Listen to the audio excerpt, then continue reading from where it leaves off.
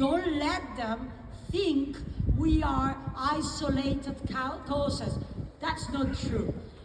And the sooner we realize that, the sooner we work and we plan the future to reach and to restore our freedoms back, the sooner we're gonna stop this unfair and just exploitation of our labor, of our talent. We're gonna stop the plundering of our country's resources. This beautiful, beautiful country of Wales, guys.